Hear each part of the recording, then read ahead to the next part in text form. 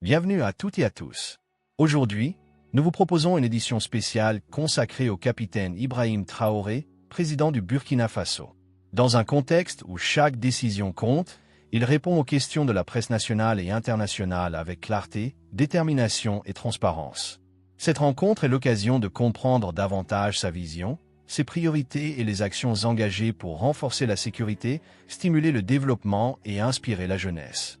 Restez avec nous pour un échange dynamique, sincère et éclairant qui vous offrira un regard direct au cœur des enjeux du pays.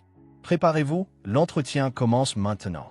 Un moment important pour saisir les avancées en cours, comprendre les défis relevés et apprécier les efforts déployés pour bâtir un avenir plus stable. Surtout, abonne-toi et active la cloche de notification pour être informé de toute l'actualité africaine.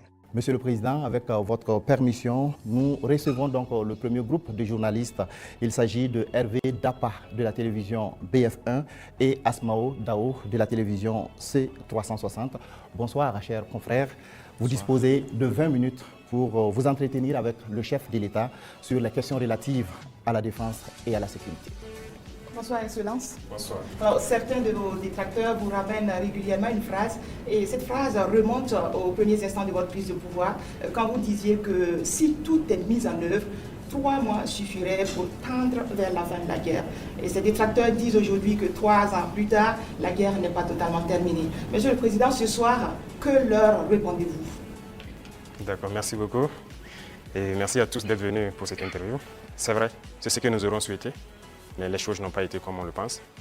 Et je dis si tout est mis en œuvre. Alors, il y a plusieurs perspectives à mettre en œuvre pour pouvoir atteindre cet objectif dans ce laps de temps. Mais tout n'a pas été mis en œuvre comme on le souhaitait. Primo, l'adversité. Alors, dès que nous sommes arrivés au pouvoir, nous aurons espéré qu'on nous laisse travailler très rapidement et pouvoir avancer. Malheureusement, certaines personnes nous ont approchés et ont voulu que nous allions dans leur sens, parce que leur objectif n'était pas que la guerre finisse de sitôt. Je veux parler de certaines forces étrangères qui étaient présentes sur notre sol.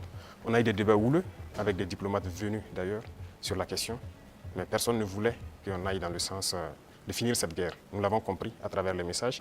S'il arrivait que des gens viennent jusqu'à nous dire qu'il faut qu'on accepte qu'ils soutiennent les terroristes et nous soutenir également, ça veut dire ce que ça veut dire, c'est une guerre entretenue.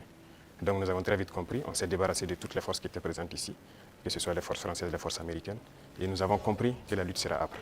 La deuxième chose aussi était nous croyions que nous avions quand même un minimum d'armes et de munitions en stock. Aujourd'hui, je peux vous dire ce que j'ai trouvé par exemple en stock. Il y avait en tout et pour tout au Burkina Faso moins de 100 000 cartouches de Kalachnikov. Et les armes, nous avions à peine une centaine. Comment est-ce qu'on pouvait faire la guerre? Il fallait se rééquiper, redoter l'armée en effectifs, en armement et tout. Ce qui a fait que l'objectif des 3 mois, si ces conditions préalables étaient réunies, c'était bien possible. Mais il n'y avait rien. On n'était pas préparé à la guerre, tant sur le plan équipement que sur le plan effectif. Justement, Monsieur le Président, vous venez de le dire, quand vous prenez le pouvoir, si on veut caricaturer, il y avait plus d'hommes que de munitions dans l'armée burkinabé. Et aujourd'hui, où en est-on avec le programme d'armement de cette armée-là? Et puis, quels sont les signes qu'elle est en train progressivement de monter en puissance? Très bien, je l'ai dit, je ne peux pas dépeindre toute la situation qu'il y avait, c'était catastrophique. Et comme je l'ai dit, vous pourrez enquêter. Il y a peut-être même dans cette salle des militaires qui étaient sur le front, sans armes. Ça existait dans notre armée. Donc ce sont des situations, on croyait que c'était juste, je ne dirais pas de la mauvaise foi, mais une situation incompréhensible. Pour nous, il y avait les armes et on refusait de doter. Mais quand on a été face à la réalité, très vite, on s'est résolu à chercher d'abord, à armer l'effectif qui était là. Et là, ça a été la croix et la bannière. Parce que beaucoup de puissances ont refusé de nous vendre les armes. Et donc, on s'est tourné vers ceux qui avaient envie de nous vendre les armes. Très vite, on s'est équipé. On a recruté les VDP, on a pu payer tout ce qu'on voulait. Le processus, nous avons fait un plan d'équipement pour une montée en puissance. Et comme vous le constatez depuis maintenant 2 ans, les équipements commencent à rentrer. C'est toujours pas fini. Et ça continue de venir. Peut-être que dans quelques jours, vous verrez encore de nouveaux équipements qui seront présentés, qui sont principalement des équipements d'appui. Parce que d'abord, l'infanterie, il fallait l'équiper pour que chaque homme puisse avoir une arme en dotation. Ça, c'était un gros défi. Nous y sommes. On continue de recruter, comme vous le constatez. Chaque année, c'est entre 10 000 et 15 000 hommes qu'on recrute. Ça, c'est un effort considérable. Parce que, quoi qu'on dise, l'adversité est là. Et le volume de terroristes augmente. Parce que les impérialistes recrutent beaucoup de mercenaires qui viennent au Burkina Faso pour combattre. Donc, il faut qu'on s'adapte à la situation. Et maintenant, nous avons notre 3e phase, qui n'est plus d'acheter, mais de fabriquer nous-mêmes. Et nous sommes aussi là-dedans. Donc, c'est ça la montée en puissance. Il faut bien s'équiper, mais aussi créer une industrie de défense. Ça, c'est très important. Dans quelques mois, bien quelques années, on aura ici, nos militaires vont utiliser des armes made in Burkina. Bien sûr. Nous avons de la capacité intellectuelle, il y a de la ressource. Il suffisait juste de chercher et voilà. Nous sommes là-dessus. Vous serez surpris sûrement.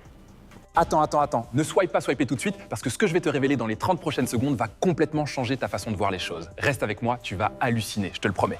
Alors, Monsieur le Président, cette guerre, est-ce que nous pouvons la gagner? Est-ce que nous allons la gagner? Nous ne pouvons que la gagner. Qu'est-ce qu'on ferait?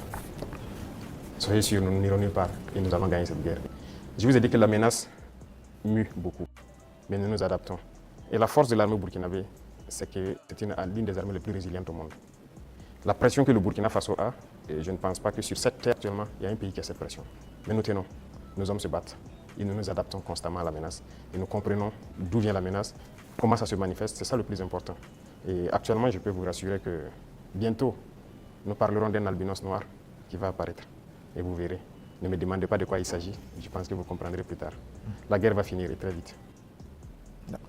Justement, pour gagner cette guerre, vous venez de le dire, il faut des armes et il faut aussi des hommes, et surtout des hommes déterminés. La détermination, vous le savez, c'est le game changer majeur. C'est ça qui fait la différence dans toute guerre.